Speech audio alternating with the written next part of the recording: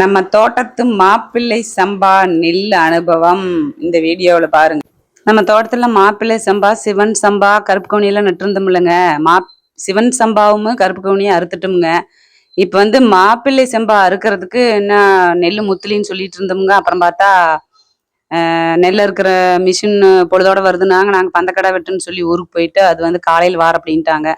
சரி காலையில் வரட்டு அப்படின்னு பார்த்தா அந்த அன்னைக்கு நைட்டு மழை பெஞ்சிருச்சுங்க. மழை பெஞ்சோடனே என்னாச்சு, காட்டுக்குள்ளெல்லாம் நெல்லெல்லாம் படுத்துருச்சு. அது என்ன பண்ணணும், நாம் காட்டுக்குள்ளே நீ வண்டி உள்ளே போகாது இல்லைங்க. அதனால ஆளை போய் காலையில் நேரமே போய் ஒரு 7-8 ஆளை கூட்டிகிட்டு வந்துங்க.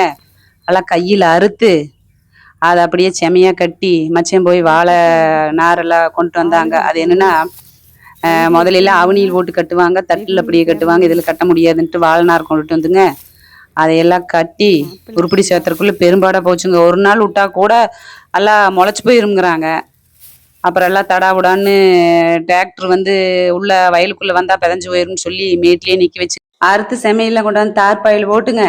அப்புறம் எடுத்து டிராக்டரில் அடுக்கி அப்புறம் வடக்கால காட்டு கொண்டுக்கிட்டு போயிங்க. இப்போ வண்டி காட்டுக்குள்ளே போகிற மாதிரி இருந்ததுன்னா அது வாட்டில் நெல் தனியாக புள்ளி தனியாக பிரித்து வச்சுட்டு போயிருங்க. அதுக்கு வழி இல்லாமல் போச்சுங்க. நெல் அறுக்கிறதுக்கு சனத்தை பிடிச்சாரதே பெரிய வேலையாக இருந்ததுங்க. காலையில் நேரமே போங்காட்டித்தே சனஞ்சிக்குச்சுங்க. கொஞ்சம் நேரம் ஆகி போயிருந்தோம்னா எல்லாம் வேலைக்கு போயிருப்பாங்க. தெற்கால சாலையில் இருக்கிற களத்தில் ஏற்கனவே கருப்பு கவுனியும் சிவன் சம்பாவும் காய போட்டு வச்சுருந்ததுனால களத்தில் இடம் இல்லைங்க. அதை அள்ளி வச்சுட்டு இதை கொண்டு போகணும் அப்படிங்கிறதுனால வடக்கால தோட்டத்தில் கொண்டு போய் தார்பாய் வாங்கிட்டு விரிச்சுட்டுங்க. அதில் கருதறுக்கிற மிஷினை கருதை அடிக்கிற மிஷினை கொண்டு வந்துங்க. அது போய் இது தட்டு மாப்பிள்ளை சம்பா தட்டு நீளமாக இருக்கிறதுனால அதில் ரோல் பண்ணி வர்றதில் சிக்கிக்குதுங்க. நின்று அதை ரெண்டாக மடித்து மறுபடியும் 9 ஆளை கூட்டிக்கிட்டு இத்தனை வேலை வாங்கிடுச்சுங்க. இப்போ என்ன 3000 முடிகிற வேலை 6000 வரை இழுத்துட்டு போயிடுச்சு. சனக்கூலி அதிகமாகிடுச்சுங்க. இது எல்லாம் ஓர்ஸ் பண்ணுறக்குள்ளே மத்தியானம் ஆகி போச்சுங்க. ஒரு நேமே ஏமாந்துருந்தோம்னா அப்புறம் மத்தியானத்துக்கு மேலே சாயந்தரமாட்டம் மழை வந்துருச்சுங்க.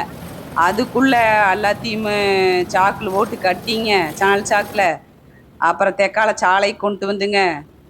அப்புறம் மறுபடி படுதா விரிச்சுட்டு சாலையில் நெல்லை காய போட்டோம்ங்க. மழை வந்துன்னா அப்படியே மூடி வச்சுக்கலாம் அப்படின்ட்டு.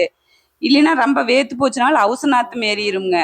அந்த அளவுக்கு சிரமமாக போச்சுன்னு வைங்களேன். இந்த வருஷம் மாப்பிள்ளை சம்பா இதே தடவை போடுறோங்களா. கருப்பு கவுனி மட்டும்தான் போட்டிருந்த போன வருஷம். இந்த தடவை மாப்பிள்ளை சம்பா ட்ரை பண்ணி பார்க்கலான்னு பார்த்தா இத்தனை வேலை வாங்கிடுச்சு பாருங்க. வெறும் 50 சென்ட் தான் நட்டுருந்தவங்க மாப்பிள்ளை சம்பா எத்தனை வேலை வாங்கிடுச்சுன்னு பாருங்க. கொண்டாந்து களத்தில் ஓடு தொலாவி விட்டுட்டுங்க. இப்போ பாருங்க, ஒவ்வொரு விவசாய குடும்பத்துலேயுமே சாலையில் தோட்டச்சாலை இருக்குங்க. சாலையில் ஒரு களம் இருக்குது. களத்தில் ஒரு சாமி இருக்குங்க. வெங்கச்சாங்கல்ல சாமியை வச்சுருப்பாங்க. அதே மல்லாண்டார் அப்படிம்பாங்க. பொங்கலை தைப்பொங்கலப்போ இதுக்கும் சேர்த்தி பொங்க வைப்பாங்க. இல்லைன்னா களத்தில் இந்த மாதிரி காய் கசம்பெல்லாம் காய் போட்டிருந்தோம்னா அது காவலுக்கு இருக்குது அப்படின்னு ஒரு ஐதீகமுங்க நம்ம ஏரியாவில எல்லாம். இதுதானுங்க மாப்பிள்ளை சம்பா வரலாறு. இப்போ என்னங்க, நாம சாப்பிட்ற சாப்பாட்டெல்லாம் முழிச்சு பார்க்காம வேஸ்ட் பண்ணிட்டு இருக்கிறோம். இப்போ விவசாயம் பண்ணி பார்க்குங்காட்டித்தான் தெரியுதுங்க மழை எப்படி ஏமாத்துது நம்மளை, மண் எப்படி ஏமாத்துது. நாம் சனம் கிடைக்காம எவ்வளோ சீரழிஞ்சு சின்னப்பட்டு எவ்வளோ தூரம் கஷ்டப்பட்டு அந்த உணவு அந்த நெல் நாம் களத்தில் கொண்டாந்து சேர்த்துறதுக்கு எத்தனை சனம் சேர்ந்து பாடுபடுது அப்படிங்கிறத நாம் இப்போ விவசாயம் பண்ணி பார்க்குங்காட்டித்தான் தெரியுதுங்க.